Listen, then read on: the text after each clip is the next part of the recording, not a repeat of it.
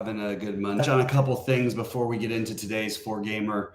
It's been unfortunately personally very tough weekend for me, and I know Sheets has got some stuff going on as well. And I just wanted to say, like, we're going to do our best. We'll get everything up, but if we could have a little bit of grace during this time, just like we'll make sure everything's done. Goldie will get his projections. We've always got SaberSim to fall back on, but I'll get my content out every day. It just might not be at the exact same time. Just give us a little bit of grace. It's been a really rough few days. Anyway, I'm excited to get back to work. A distraction, if nothing else, and actually it'll be a lot more than a distraction, because I think we're gonna get this NBA thing turned back in the right direction. As we ended the first half strong. Second half has not been so great for me, but Sheets has been dominant. So hopefully you guys have been following him, and I'm just gonna go through game by game, talk a little bit about what stands out to me from a first look perspective. I will be live at 6 Eastern. Sheets will be out at least for today. I don't know when he'll be back for sure. My guess is he'll try to be back soon, but I just can't promise anything right now. Anyway, guys, let's get into it. Starting off with Toronto at Indiana. Really, like, it's a 4-game slate, so you're not going to just write off things. You're also not going to, I don't know, you might be locking some things in, but it's hard to get different a little bit on this slate. So anyway, I just wanted to, look, this is the game I want to touch. Sorry, my brain is going a million miles a minute thinking about other stuff. But anyway, all right, so Toronto, Indiana. I really like the idea of just stacking this game and hoping it stays close, and it by all measures should be. I think my favorite pieces at first glance would be Scotty Barnes. I know that he doesn't project quite as well per dollar as like RJ Barrett does, but I like Barnes. I have it ranked Barnes, Barrett, Brown, Olynyk. I'm sorry, Brown, quickly, Olynyk. I like everybody here. I want to get exposure. I want to be overweight on everybody in this game environment. It really is just such a phenomenal environment compared to the rest of the games on the slate. So I think that we're looking at like at least 2, probably 3 from Toronto. And I would like to try to, go out of my way to run this back. And I love Halliburton as my number 1, Matherin number 2. But basically this whole game is going to be where most of the slate goes for me, at least as of this moment, until we get other news. I really do think that you want to, you want to use as much as you can here. So I like Halliburton first, Matherin second, Siakam third, Turner fourth. You can swap those last 2. I also like the idea of getting some exposure to Nembhard. We've seen a little bit of some, not ceiling, but higher upside games. And I wouldn't mind dabbling in the Jalen Smith, TJ McConnell pool. Like I said, most of my action is going to be from this game. So that's just where I'm at anyway. I really think that this is where the slate really is interesting. We do have other plays later, and it's interesting that nobody, like if you look at here, the point per dollar on the slate, like nobody is from that game. I don't care. I'm going to be way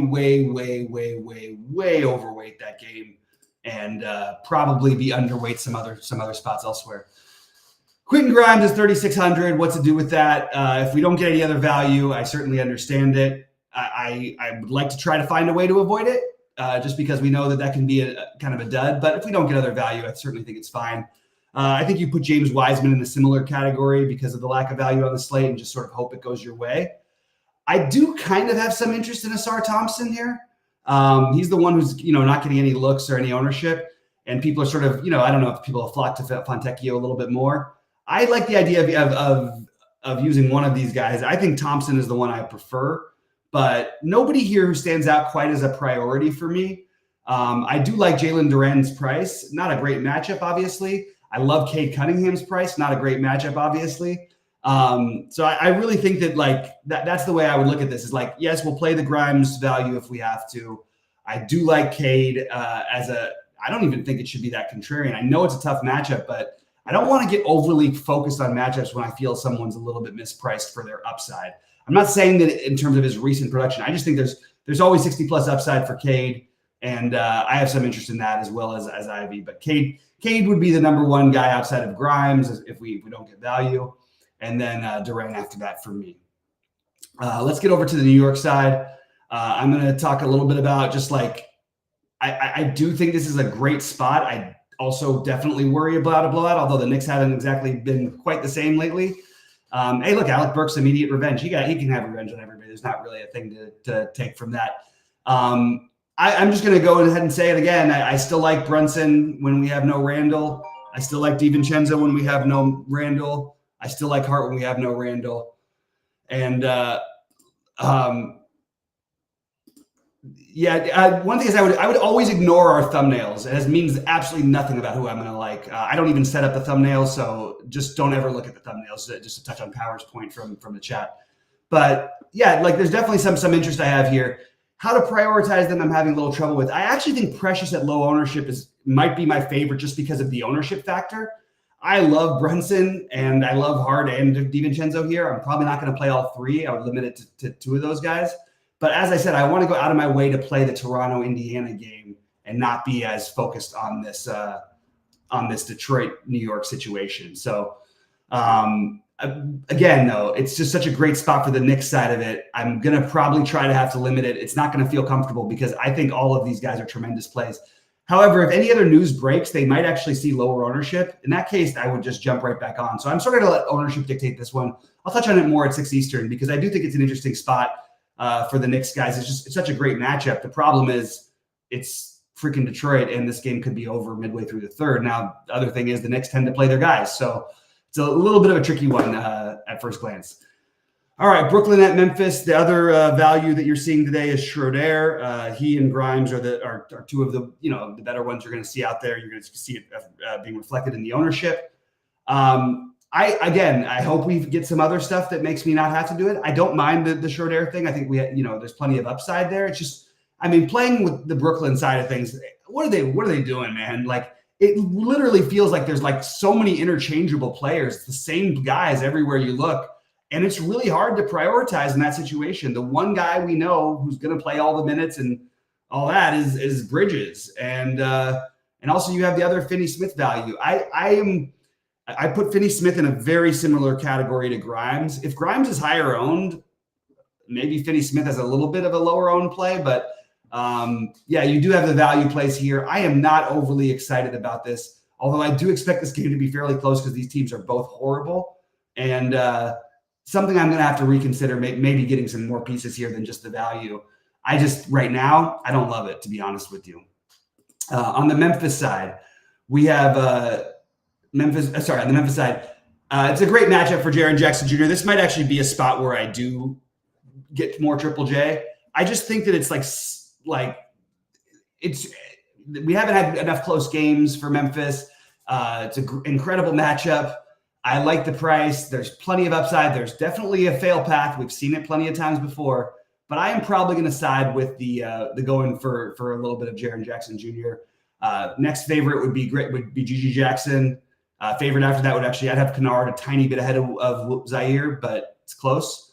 And I'm probably not going to get to a bunch of other things unless I decide to stack this game. This is the other game that stood out to me as a potential stack. Okay, so let's talk about Miami because I have a little bit of we're going to have to figure out what to do exactly here. We have no Jimmy Butler, and it's a great matchup, and yet for some reason the projections don't really seem to love these guys. I can't quite figure out it's because they're hedging whether Hero or Rozier play. That's what it feels like to me.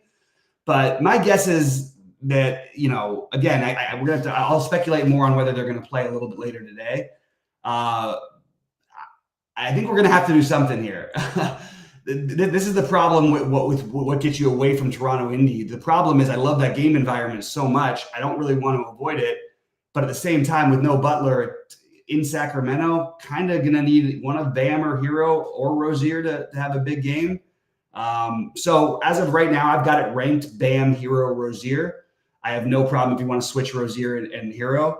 But I do think Bam is a tremendous play tonight. And I would definitely go out of my way to get him if I can fit him in with the Toronto Indy game stack.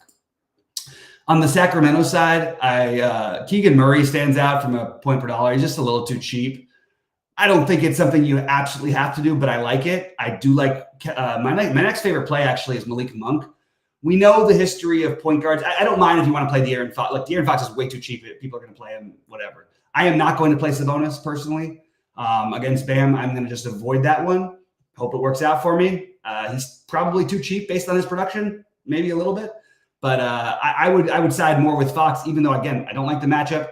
I think Keegan Murray is my favorite piece here, along with Malik Monk. And then you get the always, hey, what do we get out of Kevin Huerter?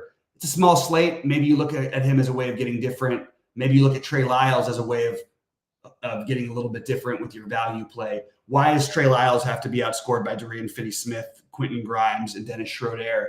That could be an interesting way to get a little bit different with your builds. It's not that I specifically love Lyles in this matchup or anything like that, but you could get some bonus foul trouble early against Bam. We've seen it happen before. So I would get to some of that Lyles. Anyway, that's where I'm at. I'll touch on FanDuel a little bit later today. I haven't gone through it well enough to get my thoughts. I'll do a quick look at what we've got here. And you see Terry Rozier's price is just ridiculous over there. Zaire, if they're the same price on both sides, you generally want to play them. You see Brunson standing out even more over there. I'll probably try to avoid the Harrison Barnes. That doesn't mean I'm not going to have any of them. But just out of curiosity, because we haven't done anything yet, let's just go to FanDuel. Well, actually, let's go back to DraftKings. We'll do a build for the lottery here, and let's see what we get.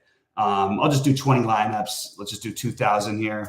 Pop in any questions or thoughts, guys, who are in here. And please click the like button. We do appreciate it. We like doing these videos for free.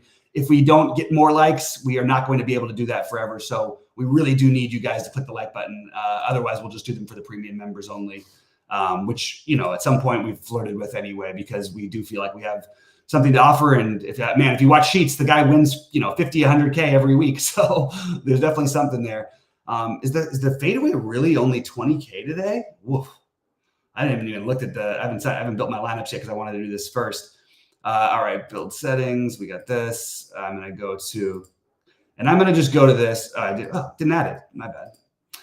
Let's just see what we get here. And all I'm going to do here is I'm just going to be high on that Indiana game and build that way. This is the way that I tend to like. It's very different than how I built when I used the Roto Grinders builder. Why can't they save settings? Okay. But like what I like to do is, so again, this is just a first look when obviously I would change it and be a little bit more fine-tuned if it was a mass build or something like that.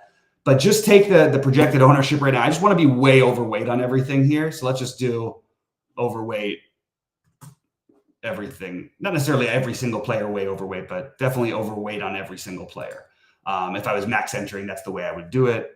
I would be way up on Scotty Barnes. If they stay close, I mean, Scotty Barnes is going to have to do something tonight. Like I have a very hard time seeing him having a bad game against this Indiana team here. What is it? Grady Dick's only okay. Let's play some Grady Dick. Let's play some Gary Trent. So it's not a huge amount of ownership, but we are going to be well overweight this game compared to the field. Just in the first look, we'll go 40 here. We'll go 45 here. Again, Halliburton, I just don't see having a bad enough game often enough. He would be my favorite spend up on the slate. Turner will go 20, and we'll go 25 for Siakam, 15 for Toppin, 15 for Nembhard, just to see what it gives us. So let's see what Saberson gives us on this build here, just so we know. So while it's going, I'm taking a look. Is there a $4 150 max? I don't know. Wolf, you tell me, buddy. I can't look at anything. I'm sitting here, guys. I'm not looking at my DraftKings thing. So there is a $4. Oh, there is a $4. I think it is there. There is a $4. Oh, why did I not find that? Oh, I took the fadeaway. That's the problem. Okay, well, let's see what the fadeaway spits out anyway. I appreciate that. Thanks, Wolf. The crazy Micro Millions series, which means I'm going to have to max enter tonight. So we're going to see what I end up doing. And by the way, thanks for the kind words, Wolf. I appreciate that.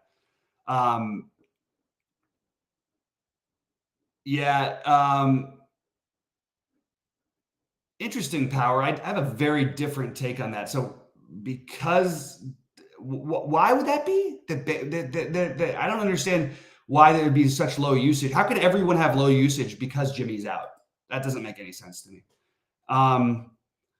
That's why that makes sense, Wolf. I didn't get it at first. My bad. Let's just see what the exposures it gave us. Okay, so yeah, that's fine. It doesn't meet our exposures. Let's see what it ended up giving us of everybody, and let's get off of just Indiana.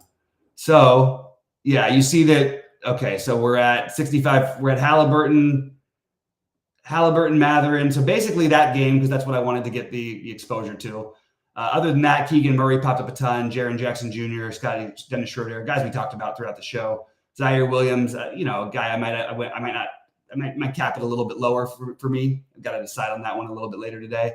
I agree with this De'Aaron Fox. And let's just see what it gave us of the Sabonis, because that's something that feels avoidable. 5%. See, I kind of like that. I like the idea of being underweight the Sabonis play, because I think it's going to have something.